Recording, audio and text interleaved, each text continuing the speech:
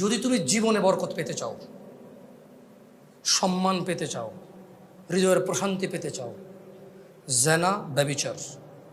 যেটা প্রেম দিয়ে শুরু হয়, জেনা ব্যভিচার যেটা প্রেম দিয়ে শুরু হয়, নজরকে হেফাজত না করার কারণে, চক্ষুকে নিম্নগামী না করার কারণে,